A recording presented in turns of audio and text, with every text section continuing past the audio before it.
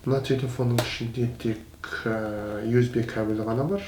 USB-C деген жаңа технология емес деген. Және адаптер, басына розетка қосатын адаптер мен headphones, наушник. Соны бөлек сатып алу керек дейді. Армысың қазақ елі, сізбен бірге Абзал Жаңабай. Мына телефонды мен бүгін open box дейді, ашып көрсең деген. Оны мен тегін алдым. Шынымен де тегін алып отырмын. Бірде-бір тиын төлеген жоқпын маған. Бірде-бір тиын. Мына телефонның өзіне.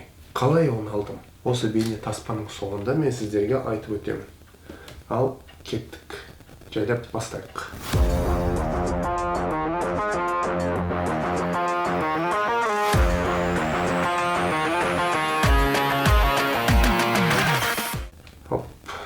Мына қызыл түсті iPhone SE.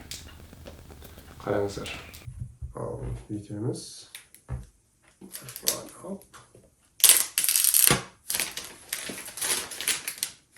Онда бақтырып жібергенсің олай қарай. Фук. Топ ішегінде телефон. Қызыл ғана. Көрдіңіздер ме? Қызыл түсті өте жақсы көремін. Как обычно. Product Red деп аталады. Мына именно дәл осы қызыл түсті телефонды сатып алынған кезде, осыдан сатылған ақшадан спидке қарсы күресетін мекемемен, организация дейді ғой, сол мекемеге белгілі бір сомасын садақа етіп береді.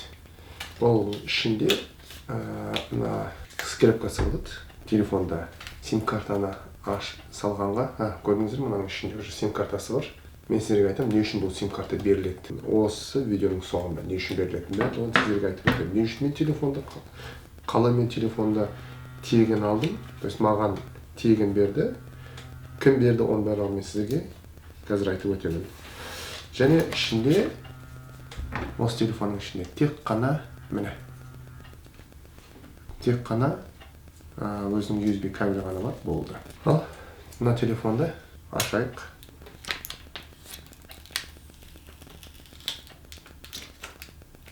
Мына телефонға бөлек адаптер алу керек.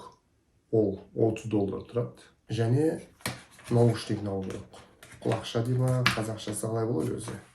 Мына қосымша осыларын салып қойық. Салып қоя салайық. Жалпы бұл телефон менің iPhone 7 мен бірдей екен. Қараңыздар. Көрдіңіздер ме? iPhone 7 мен SE мен iPhone 7 екеуі бірдей ғана. Ешқандай айырмашылығы жоқ. Артында фотоаппараттары, жалпы дизайн барлығы бірдей. Енді бір айырмашылығы, сіз қалай бұны білесіз? Мына iPhone 7, мысалы iPhone SE екеуі. Артында тұрған алманың суретін қараңыз. iPhone 7-де жоғары орналасқан, iPhone SE-де төмен орналасқан. Енді бұның сайтында жазылып өтіп отыр.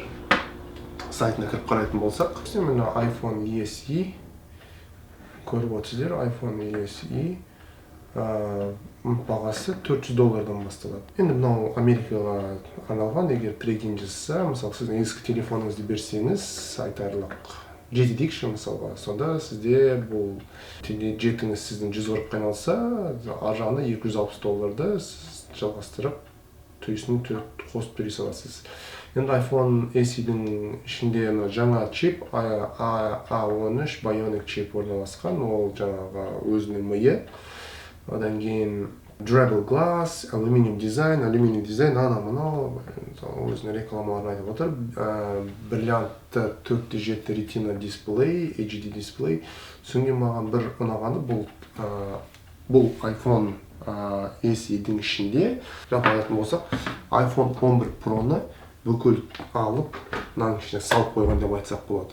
Бірақтан iPhone 11-ге қараған кезде мынаның камерасы әлдеқайда кішкене артта қалады. Өйткені бұл бюджетный вариант, эконом вариант деп айтсам болады сіздерге. Ары қарай кеттік, сайтына кіріп көрейік тағы да ішінен не деп жатыр екен. Мысалы, ойындар ойнауға болады. Содан кейін ең мықты нәрсе, мына телефонды жалпы сіз фото, видео жасайтын болсаңыз, бұның камерасы әлдеқайда iPhone 7, iPhone 8-ге қарағанда мықтырек. Одан кейін камерасы 4K-мен түсіреді. Одан кейін түнгі съемкасы, түнде түсіретін съемкасы жалпы 7-ні алып қой, 8 алайықшы мысалға. 8-ге қарағанда әлдеқайда мықты. Портретінде сіз мына 8-де мысалға алдыңғы фронтальный камерасында портретный видео фотосъемка болмаса, мына телефонда портретный фотосъемка бар. Жалпы бұл телефоны маған дизайн ұнайды. Маған жеті ұнайды. Жеті өзінде бұрыннан бар. 4-5 жыл болған шығар сол жүргеніме. Мына телефонды тегін бергендіктен маған, сондықтан мен осыны алдым. Өйткені мына жетіге қарағанда мына телефон әлде қайда мықты жұмыс жасайды. Екіншіден, менің өзім бизнесіме егер өзі жаңа iPhone 12 болса, күнделікті телефон тез қолданатын. Ал мына телефон болса, бұл жеке. Мысалға, ең жақын адамдарым ғана осы телефон номерін білетін болды, басқа ешкім білмейді. Түсініп отырсыздар ғой. Сондықтан, бұны мен қалай алдым? Мен өзім Verizon деген оператормен қолданамын. Ол маған өте қатты ұнайды. Осы видеоның астында менің орыс тілді каналыма сілтеме болады. Осы каналда мен жақында ұялы телефонның операторлары жайлы видеоблог жасап өтемін. Ал менің Verizon'ыма келіп тоқталайық. Қазір бұл жақта акция болып жатыр.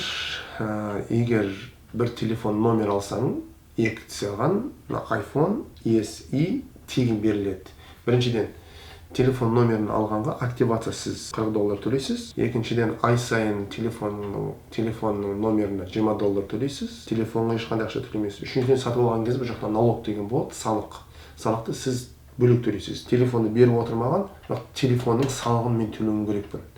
Оны сатушы ешқашан төлемейді. Салығын төледім, шамамен $35 болады. Одан кейін $40 активациясына төлеймін. Және ай сайын телефонның өзінің номеріне $20 төлеп отырам.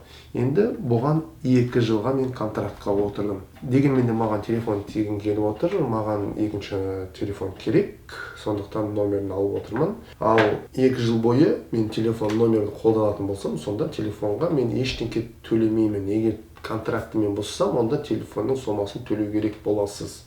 Солай келісім шартта көрсетілген.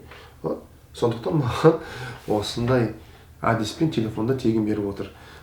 Олардың ішінде verizon.com-ға кіріп көрсеңіз, неше түрлі промоушындар бар. Екінші промоушынды көрдім. Егер сіз iPhone 12 алатын болсаңыз, мысалға, номер қоссаңыз, сізге iPhone 12 айталық 50% жеңілдікпен сататын болады. Сонда iPhone 12 Pro Max $1100 тұрса, сол бағадан $750 сізге шегеріп тастайды. Айталық жаңағы $1100-ден $750 шегеріп тастаған кезде сіздің төлейтін ақшаңыз тек қана $350 ғана болады екен ағайын. Негізі осындай промоушындар болып тұрады. Бұл менің екінші алып отқан тегін телефоным, осындай промоушынмен. Осының алдында бірнеше жыл бұрын iPhone 6s алған едім, промоушынмен маған тегін түскен еді. Солай ағайын. Жалпы қысқа нұсқа сіздерге түсіндіріп өттім. Осы промоушн жайлы, осы неше қалай алған жайлы, бұндай тәсілдер болып тұрады, бірақ бұндай телефон алу үшін сізде жалпы статусыңыз легальный болу керек. Green карта, work authorization.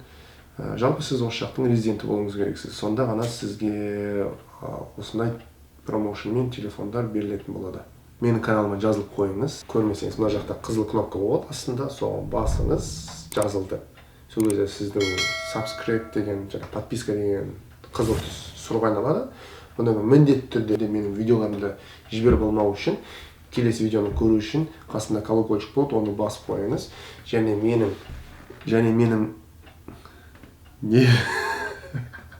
Және менің инстаграмға жазылып қойыңыз ағайын.